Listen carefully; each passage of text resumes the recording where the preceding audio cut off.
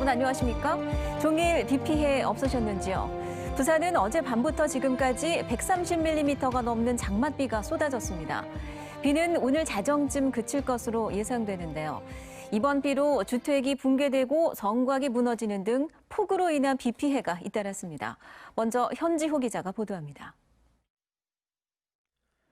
가파르게 깎여나간 성곽 벽면, 큼지막한 바위덩이가 이리저리 나뒹굽니다. 오늘 낮 12시 반쯤 장맛비에 읍성 돌담이 무너져 내린 겁니다. 진동이 날 정도로 돌 무너지면서 울렸어요. 그 집이 무너지는 줄 알고 뛰어나왔는데 저 담이 무너지고 있었어요. 주택 외벽이 쓰러질 듯 기울었고 건물 내부는 흔적조차 찾을 수 없습니다. 한밤중 쏟아진 폭우에 폐가 한 채가 통째로 무너졌습니다. 빗물로 불어난 무게를 이기지 못하고 집안이 무너져 내렸습니다. 경사로를 따라 토사가 계속 흘러내리고 있는 상황입니다. 한 20분 정도 있으니까 완전히 전부 다 무너지는 거예요. 그 우리 아기가 여기 3명이 자고 있거든, 어린애가. 그래가지고 이제 놀래가지고 나와보니까 이렇게 돼가 있는 거야. 정체전선이 한반도를 덮치며 부산에 약 140mm의 장맛비가 쏟아졌습니다. 기장군과 금정구 등 많은 곳은 160mm 넘는 강수량을 기록했습니다. 집중호우에 강풍까지 겹치며 건물이 침수되고 가로수가 넘어지는 등 하루 새 부산 소방재난본부에 접수된 피해 신고는 13건에 이릅니다. 동래구 연안교와 세변교 등 시내 도로 7곳이 물에 잠겨 한때 차량 이동이 제한되기도 했습니다. 올해 장마 기간 집중호우 현상이 자주 나타날 것으로 보이는 가운데 집안 붕괴와 침수 등 안전사고에 철저한 대비가 필요해 보입니다. MBC 뉴스 현지호입니다. 네, 이처럼 지난 주말 집중호우로 하천이 범람해 아파트 수십 가구와 차량 수백 대가 피해를 입었었죠. 그런데 부산시와 동구청은 남탓만 하고 있습니다. 평소엔 시도 때도 없이 발송하던 재난 문자조차 한 통 없었는데요. 시청과 구청이 공동으로 지목한 침수 피해 원인은 날씨 탓이었습니다. 이만은 기자입니다. 하천이 범람하면서 물폭탄을 맞은 부산 동천 주변 주택가. 아파트는 1층 전체가 물에 잠겼고 차량도 수백 대가 침수되는 피해를 입었습니다. 동구청은 부산시 건설본부가 생태 하천 복원을 위해 발주한 물막이 공사를 원인 중 하나로 지목했습니다. 동천에 설치 중이던 물막이 시설이 물의 흐름을 방해해 하천이 범람했다는 겁니다. 제일 큰 이유는 일단 동천 수질께서 물막이 공사, 그게 제일 큰 원인이라고 보고요. 하지만 부산시는 동구청에서 관리하는 배수 펌프장이 고장난 게 이번 침수 사태의 근본 원인이라는 입장입니다.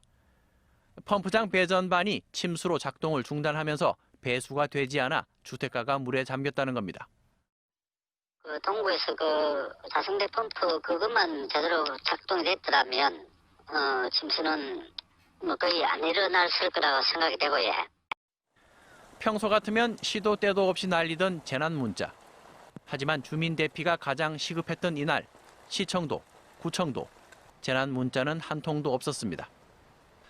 부산시와 동구청은 서로 남탓만 하면서도 그보다 침수 피해의 1차적 원인은 집중호우와 만조 시기가 겹쳤기 때문이라는 데는 같은 입장입니다. MBC 뉴스 이만흥입니다. 네, 지난 100년간의 기후 변화를 살펴보면 비 오는 날 수는 줄었지만 강수 총량에는 큰 변화가 없었습니다. 그러니까 짧은 시간 강하게 퍼붓는 집중호우가 그만큼 많아졌기 때문인데요. 이처럼 기상 상황은 시시각각 변화하고 있지만 그에 따른 대응은 더디기만 합니다. 송광모 기자입니다. 남구 문현동 골동품 거리. 흙탕물에 침수된 골동품들이 창고 곳곳에 쌓여 있습니다. 젖어버린 병풍과 전자기기들, 말려봤자 모두 버려야 할 판입니다.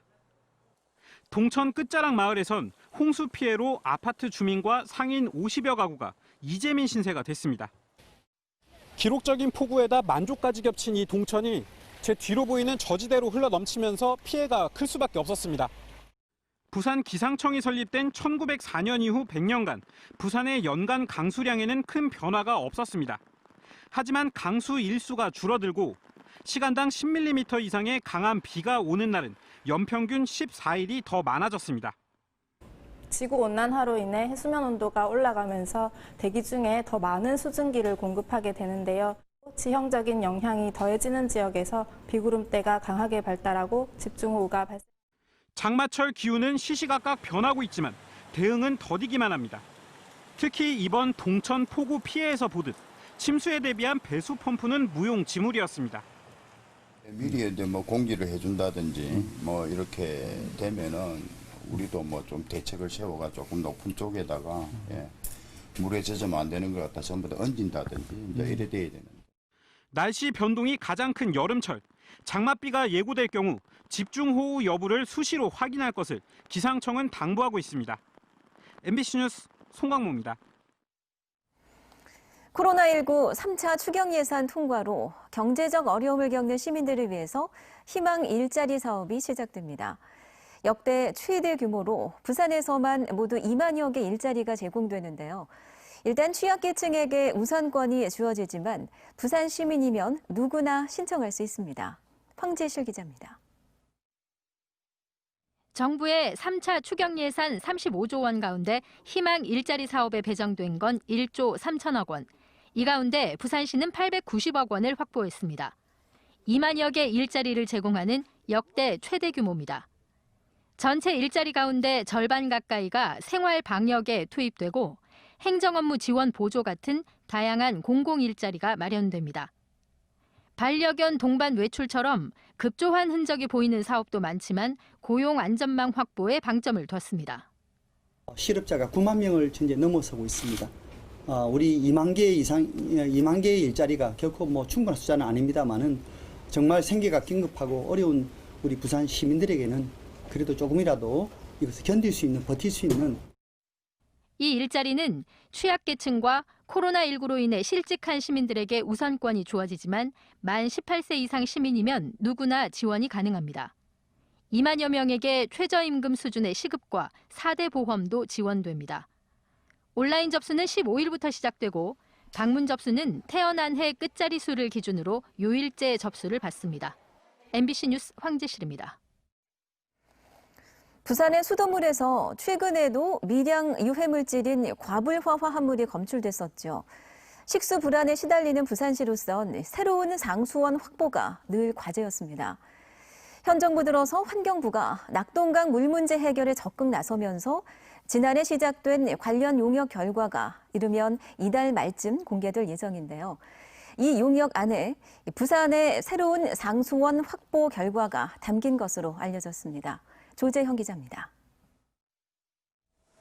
지난 2분기 덕산과 화명정수장 원수와 정수 모두에서 미량의 과불화 화합물이 검출됐습니다. 발암물질로 분류된 과불화 화합물이 부산의 수돗물에서 검출된 건 이미 올해로 현재 부산시의 고도정수 처리 과정으로도 이 과불화 화합물은 걸러지지 않고 있습니다. 부산시는 검출된 양이 기준치 이하여서 큰 문제가 없다고 하지만 이 수치가 건강한 성인을 기준으로 한 것이어서 어린이, 노약자에게도 문제가 없는진 장담할 수 없습니다. 부산시는 이런 미량 유해 물질을 걸러내기 위해 1,460여억 원을 들여 화명 정수장에 초고도 정수 처리 시설을 도입하겠다는 계획이지만 사실 이 시설도 미량 유해 물질을 완전히 제거하긴 불가능한 상황입니다. 결국은 이 낙동강물을 묻는 데에서는 해결이 저희들은 불가능하다고. 공장건물 없앨 수는 없지 않습니까? 하수처리장 없앨 수도 없고. 그럼 결국 대안은 대체 상수원하고. 결국 부산의 물 문제는 대체 상수원을 확보할 수 있느냐가 핵심으로 부산시는 합천댐 하류 환강물을 확보하기 위해 경남도 환경부와 논의를 진행했고 환경부 관련 용역에 이 내용이 담긴 걸로 전해지고 있습니다. 문제는 경남 지역민들의 반발인데 환경부는 확보된 물의 절반 정도를 동부 경남 지역에 공급하는 식으로 공존 방안을 마련한 걸로 보입니다. 동부 경남은 저희들과 똑같이 낙동강 표류수를 취소했는데 이번에 경남이 48만 톤이 되면은 경남의 모든 이제 도민들은 표류수를 먹지 않는 어떤 청정상수를 먹게 되는 거죠. 그래서 경남으로서는 오히려 더 큰 혜택이. 환경부 용역 결과 발표는 이르면 이달 말로 예정돼 있습니다. 여기에 상류 낙동강 수질 개선을 위한 방안도 담길 걸로 전해지면서 30년 수건인 부산 물 문제 해결의 단초를 마련할 수 있을지 관심이 모아지고 있습니다. MBC 뉴스 조지영입니다. 코로나19 영향으로 올가을 부산 지역 초중고 수학여행이 전면 취소됐습니다. 부산교육청은 코로나19 예방 차원에서 올해 초중고 특수학교 수학여행 등 숙박형 현장 체험학습을 한시적으로 전면 취소한다고 밝혔습니다. 부산에서는 올 상반기 수학여행을 계획했던 293개 학교가 코로나19로 수학여행 계획을 하반기로 연기하거나 취소한 상태입니다. 오는 25일부터 부산 지역 해수욕장 5곳에서 마스크를 쓰지 않으면 벌금형 처분을 받습니다. 부산시는 피서철 코로나19 확산을 막기 위해서 해운대와 송정, 광안리, 송도, 다대포 해수욕장 등 5곳에 집합 제한 행정명령을 내리고 오는 25일부터 집중 단속을 벌인다고 밝혔습니다. 단속반은 해수욕장에서 마스크를 쓰지 않거나 저녁 7시 이후에 야간 음주와 취식 행위를 적발해 방역수칙을 어긴 사람을 경찰에 고발하고 300만 원 이하의 벌금을 부과하기로 했습니다. 안전자산으로 꼽히는 금 가격이 역대 최고치를 경신했습니다.